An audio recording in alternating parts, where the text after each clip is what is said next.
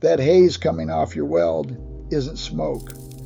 If you're a welder or any blue-collar worker who runs a hood for a living, that distinction is about to matter more than anything they told you in the shop, because smoke is what you get when something burns, and your arc isn't burning anything.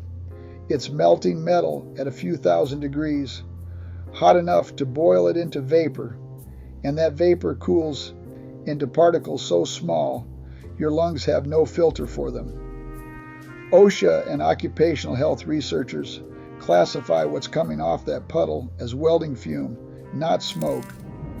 And it's a distinction with consequences. You can see smoke. You can dodge smoke.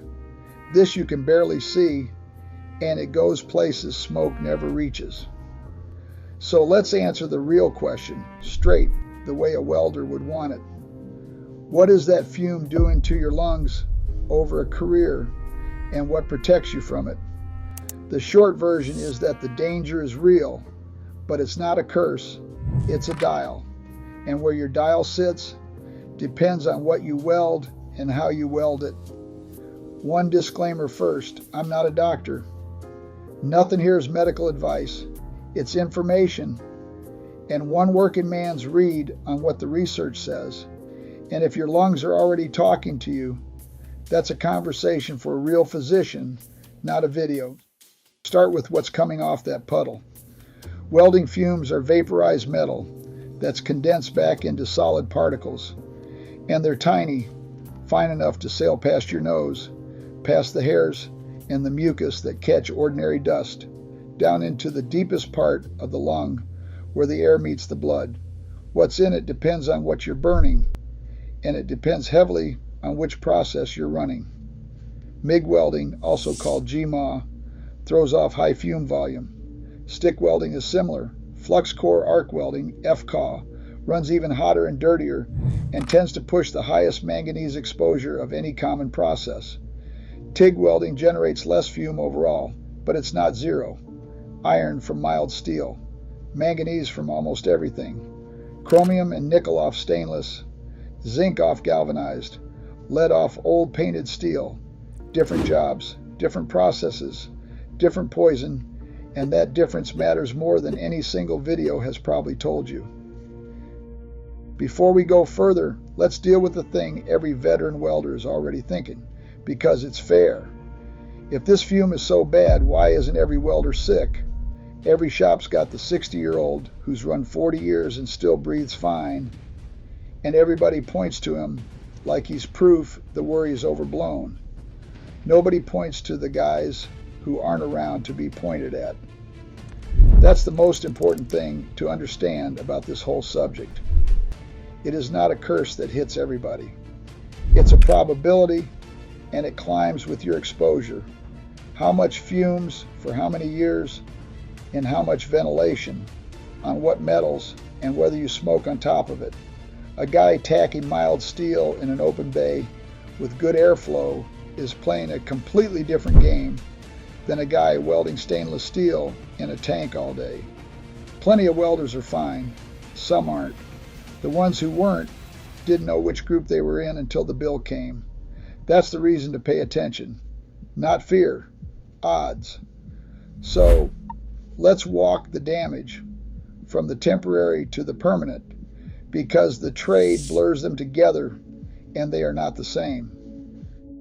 The first one you probably already had, burn galvanize, the zinc-coated stuff, and a few hours later you feel like you caught the flu. Chills, fever, aches, a headache, that taste of metal in your mouth. They call it metal fume fever, and about a third of welders get it at least once. Every shop has the guy who brags he can run galvanized without a mask, then spends that night shaking and sweating it out, calls it the zinc shakes, and does the exact same thing next week. It passes, usually inside a day or two. But it isn't a rite of passage, it's your body throwing a fit, because it just breathed vaporized metal. Temporary, yes. Also a signal. Then there's the iron, and this is where most videos get it dead wrong. Breathe iron fume for years, and it builds up in the lungs, shows up as spots on an x-ray, and earns a scary name, siderosis, welder's lung. The honest part nobody tells you is this. On its own, the iron version is usually pretty harmless. It often causes no symptoms, doesn't scar the lung, and the body even clears some of it back out if you stop the exposure. So if you've heard that every particle coats your lungs forever in a layer that never comes off, that's not quite true, and the welders who smell something off in that line are right to. The iron is the mild end. The permanent damage is further down.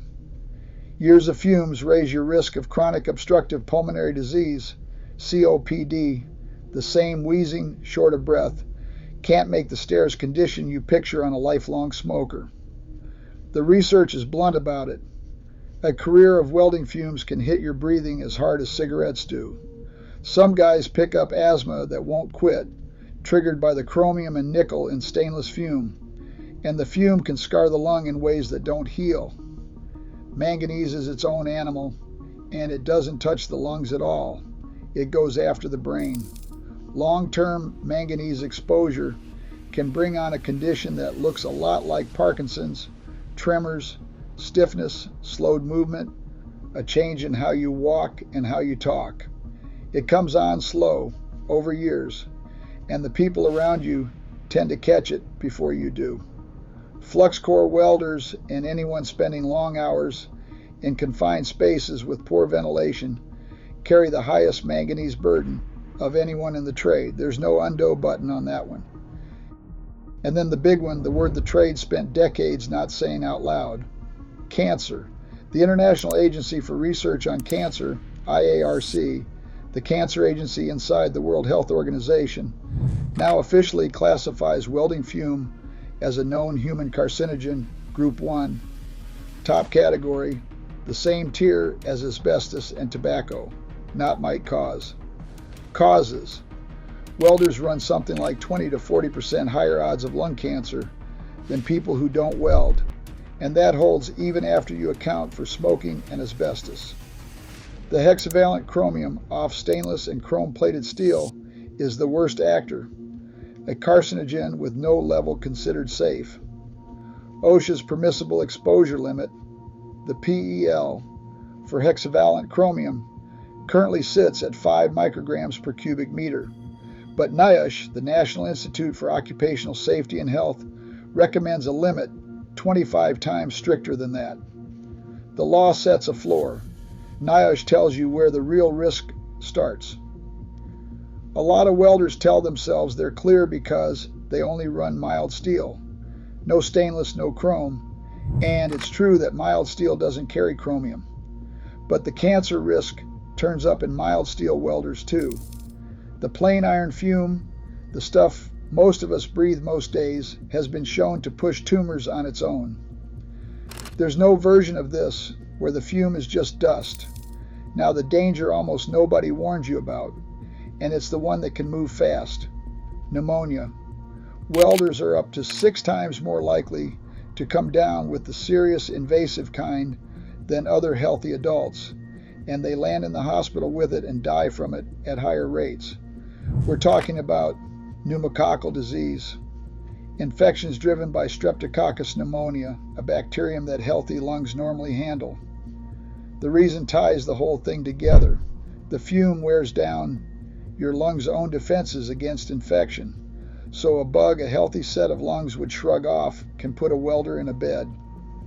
It's serious enough that the UK's Health and Safety Executive and Germany's equivalent formally recommend welders get the pneumococcal vaccine, while most welders on this side of the ocean have never once heard that. That's a real one to raise with your own doctor, and there's a hopeful piece buried in it because it proves the point that pneumonia risk drops back down when the exposure drops. Control the fume and you get that one back. So what works? Not supplements, let's bury that first. There's no pill, no antioxidant, no fish oil that scrubs metal out of your lungs or undoes this damage. Anybody selling a lung support stack made for welders is selling hope with a markup.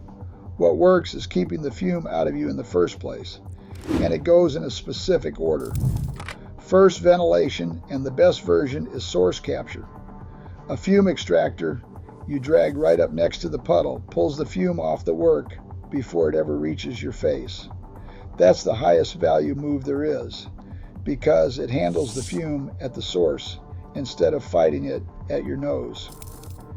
The trade calls these engineering controls, and they beat everything else for a reason. If your shop has one, use it. If it doesn't, it's worth buying your own. Second, the respirator, and here's the detail the cheap advice skips. There are two different threats, and they need two different defenses. The metal particles get stopped by a particle filter, a P100. But the gases welding throws off, ozone, nitrogen oxides, carbon monoxide, aren't particles, and a particle filter does nothing against them. In a tight or closed space, those gases build up and put you down. Carbon monoxide especially, that's a ventilation problem, not a cartridge problem. For heavy stainless or chrome work, the right upgrade is a PAPR, a powered air purifying respirator, which feeds a continuous supply of filtered air into the hood instead of relying on a tight face seal. And none of it works on a beard. A respirator only seals on a clean-shaven face, and it should be fit tested. One that doesn't seal is a costume. Third, see a doctor while you've still got options, not when you're already winded on one flight of stairs. Ask for a spirometry test, also called a pulmonary function test, which measures how much air you can move and how fast. The key number they're looking at is called FEV1, your forced expiratory volume in 1 second. A baseline reading now gives you a number to measure against later, and it catches trouble while it's still early enough to do something about. Ask about the pneumococcal vaccine while you're in the chair. So, the bottom line, no scare tactics. The fume is real, the cancer classification is real, the pneumonia risk is real, and none of it is a sentence that says you personally are doomed. It's a set of odds you control far more than anybody told you. The welders who reach the end of a long career with good lungs mostly aren't the lucky ones. They're the ones who treated the part of the job they couldn't see like it could hurt them, because it can, and did the handful of things that keep it out. You can be one of them. It starts with not pretending the haze is nothing.